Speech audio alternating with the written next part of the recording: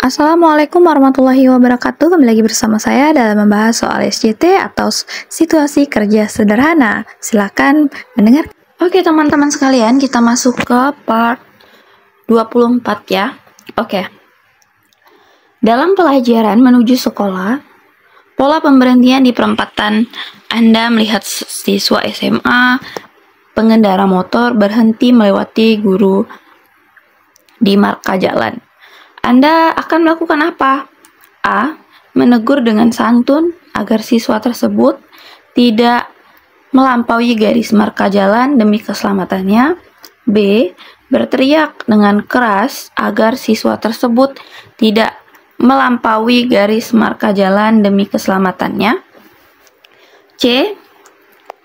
Menegur dengan tegas agar siswa tersebut tidak melampaui garis marka jalan demi keselamatannya. D. Memotret kejadian itu dan menyampaikan pelanggaran itu kepada para siswa di sekolah agar tidak melakukan hal seperti itu. E. Cuek saja dengan kejadian yang terjadi sebab saya banyak pekerjaan. Oke teman-teman, silakan dijawab terlebih dahulu. Setelah itu kita masuk ke pembahasan dan memilih jawaban yang paling tepat.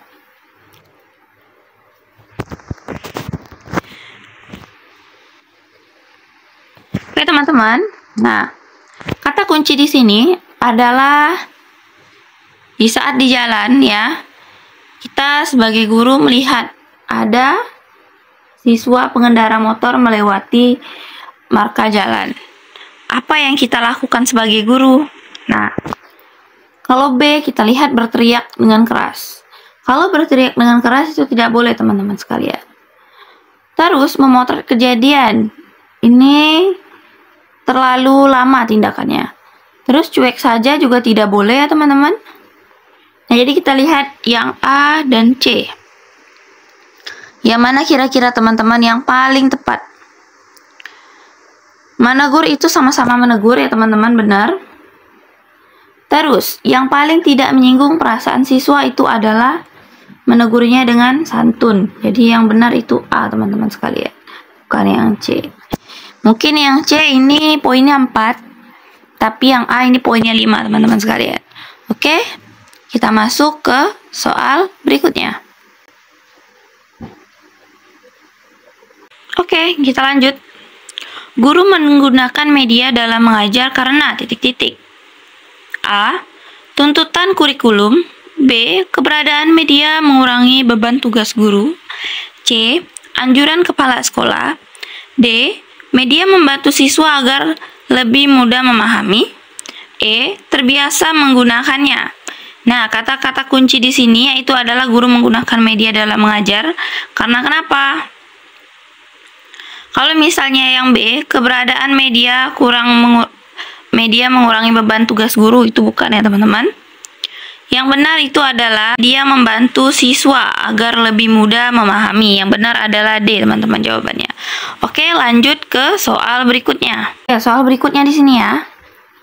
Dalam kaitannya dengan upaya untuk memotivasi belajar siswa dan agar proses pembelajaran berlangsung efektif, maka guru perlu mengacu pada A. Metode pembelajaran. B. Pendekatan pembelajaran. C. Strategi pembelajaran. D. Kemampuan belajar. E. Perencanaan pembelajaran. Oke, silakan dijawab teman-teman semuanya. Setelah itu kita masuk ke pembahasan dan memilih jawaban yang paling tepat.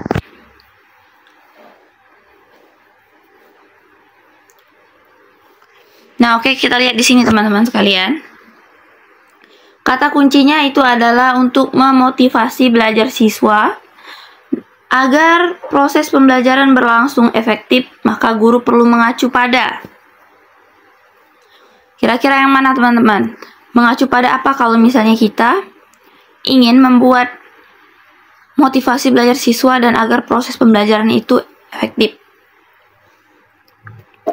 Nah, yang mana kira-kira teman-teman yang paling tepat? Yang paling tepat itu adalah strategi pembelajaran. Jadi di dalam strategi pembelajaran itu akan memotivasi di dalam strategi pembelajaran.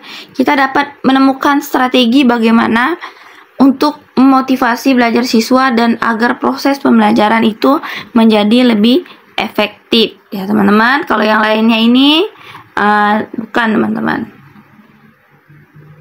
Oke, lanjut ke soal berikutnya. Saya mengajukan suatu usulan kepada kepala sekolah, namun usulan tersebut menurut beliau saya kurang tepat. Sikap saya adalah A. Merasa kecewa tetapi berusaha melupakan penolakan tersebut. B. Bersikeras memberikan alasan dan pembenaran atas usulan tersebut sampai dapat meyakinkan kepala sekolah saya. C. Membiarkan saja. D. Mencoba mencari alternatif usulan lain yang lebih tepat untuk diajukan lagi. E. Cuek ketika ajuan ditolak. Oke, silakan dijawab dulu teman-teman, boleh di pause jika videonya cepat ya teman-teman. Nah, setelah itu kita akan membahas dan memilih jawaban yang paling tepat. Oke, langsung saja teman-teman sekalian. Di sini kita sebagai guru telah mengajukan suatu usulan kepada kepala sekolah. Namun usulan tersebut ditolak dengan kepala sekolah kita. Sikap kita bagaimana? Nah, kita lihat yang E, cuek ketika ajuan ditolak. Ini tidak ada tindakan lain ya, kita eliminasi. Terus merasa kecewa, ya tidak boleh. Jadi kita harus introspeksi diri ya. Kenapa usulan kita itu ditolak? Jadi kita harus introspeksi diri. Jadi tidak boleh merasa kecewa dan putus asa. Oke, kita lihat yang C, membiarkan saja. Ini juga tidak ada tindakan ya. Terus bersikeras memberi alasan dan pembenaran atas usulan tersebut sampai dapat meyakinkan kepala sekolah saya. Ini terlalu memaksa teman-teman sekalian. Jadi yang paling benar itu mencoba mencari alternatif usulan lain yang lebih tepat untuk diajukan lagi teman-teman. Jadi ini kita ada usaha ya untuk mencoba kembali mencari alternatif usulan lain agar usulan kita itu dapat diterima oleh kepala sekolah. Oke, kita lanjut ke soal berikutnya.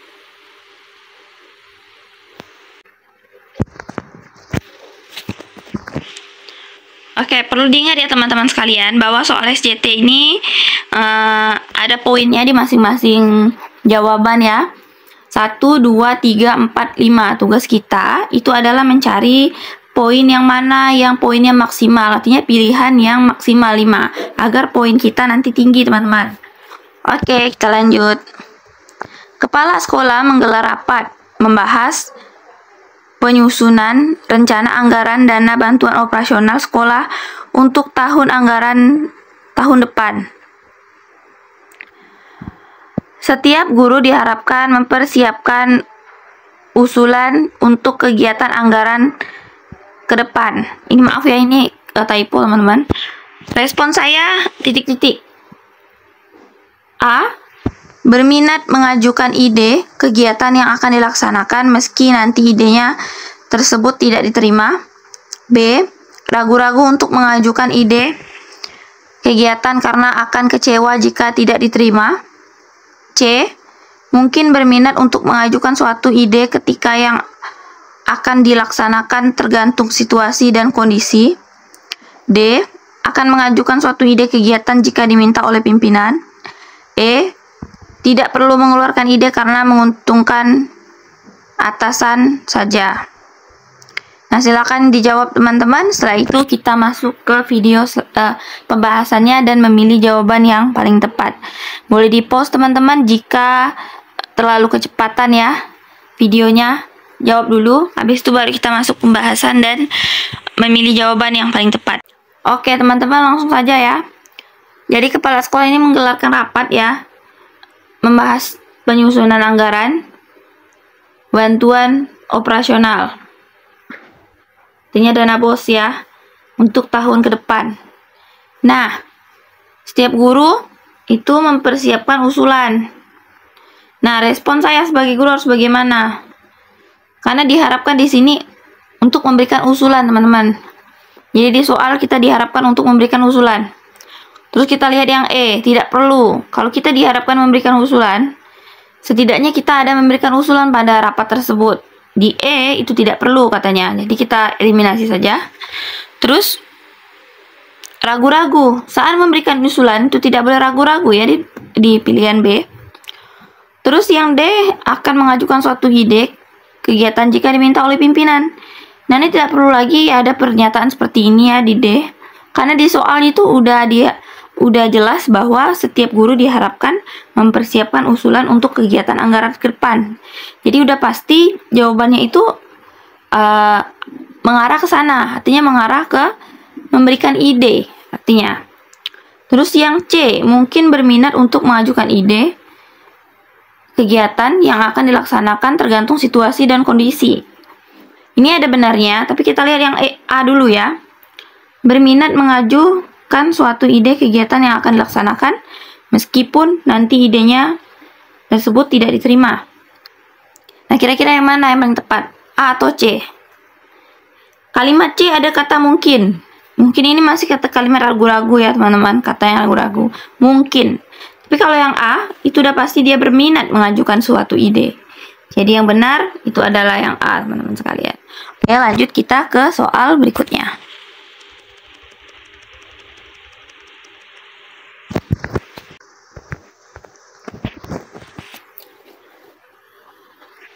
Jika atasan Anda memberikan pendapat dan masukan kepada saya, maka A. Pemimpin saya memang orangnya perfeksionis. B. Saya senang jika ada yang memberikan kritik dan saran pada saya. C. Saya tidak peduli karena saya sudah bekerja sesuai batas kemampuan. D.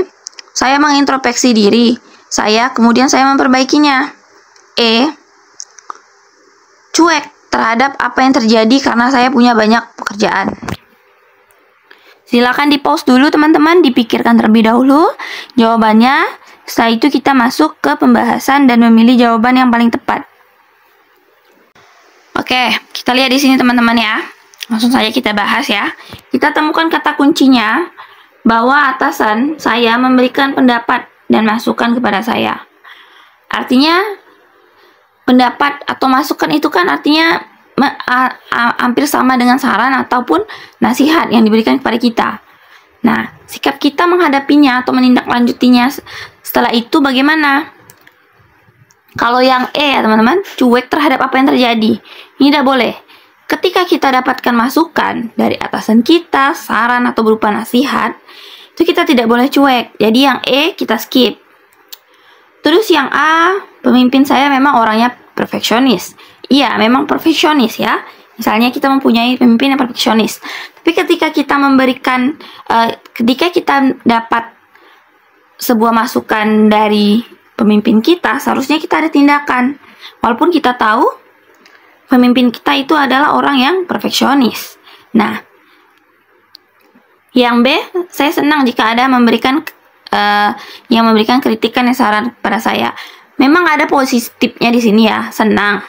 Tapi tidak ada apa yang harus dilakukan. Terus yang C, saya tidak peduli. Nah, ini udah pasti salah. Kata-kata tidak peduli. Terus yang D, saya mengintrospeksi diri saya, kemudian saya memperbaikinya.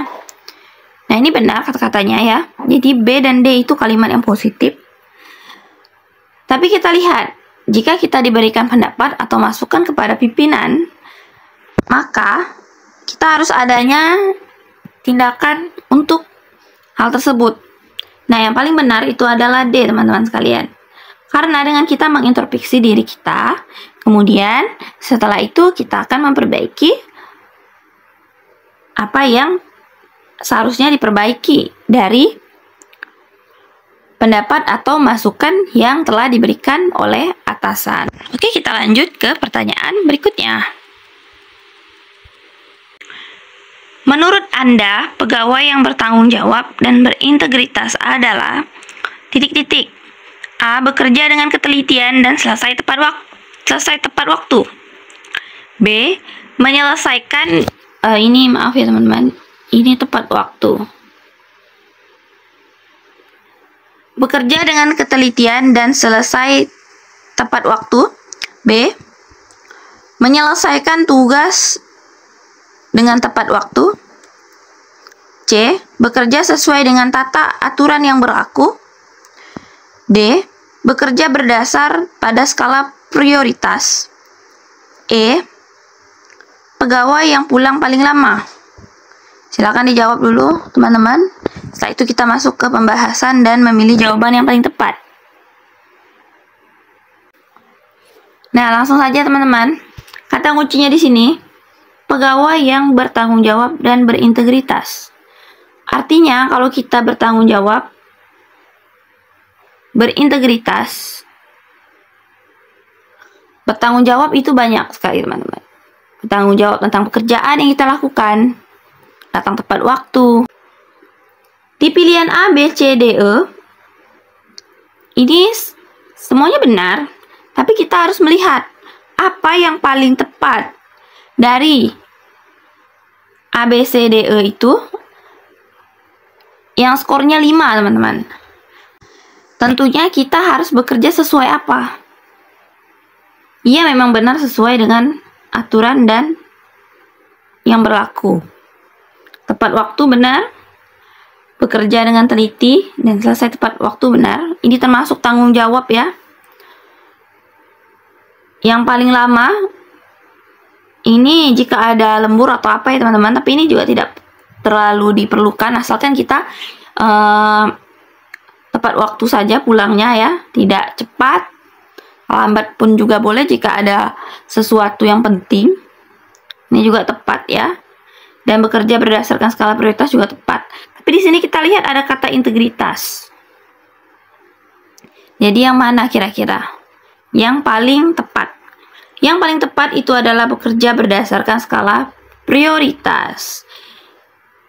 Yang mana pekerjaan yang paling diprioritaskan atau waktu deadline yang paling tepat, yang paling cepat, yang paling dibutuhkan itu yang harus kita kejar. Jadi bekerja berdasarkan skala dan prioritas. Itu meliputi dari yang tadi, tanggung jawab dan berintegritas. Lanjut ke soal berikutnya. Teman-teman, kita masuk ke soal bonus.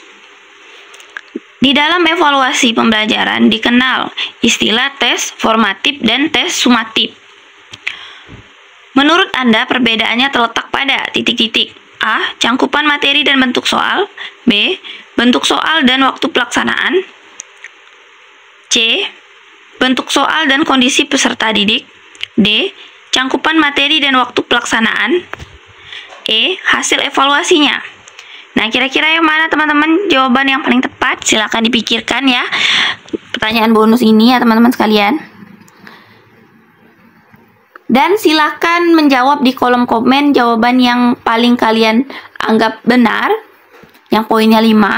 Terus berikan beserta alasannya juga teman-teman. Jika kalian menjawab A, B, atau C, atau D, atau E, kalian kasih alasannya mengapa kalian menjawab itu. Silakan di kolom komen di bawah ini ya teman-teman, di komen kalian jawab apa. Nah, jika kalian yang pengen mengetahui soal SJT atau soal-soal situasi kerja sederhana ya untuk persiapan P3K Guru, kalian bisa cek di playlist saya ya. Di situ ada dari part 1 sampai part berjalan membahas soal SJT ya teman-teman. Contoh-contoh soal SJT mungkin bisa menjadi gambaran untuk kalian ketika kalian mengerjakan soal tes CAT nanti ya. Jadi kalian cek saja. Terus ada juga playlist soal manajerial untuk semua formasi ya teman-teman. Silakan dicek juga soal manajerial ya, agar nanti teman-teman belajarnya itu terarah, udah mengetahui modelan-modelan soal SJT kayak seperti apa, manajerial seperti apa. Jadi nanti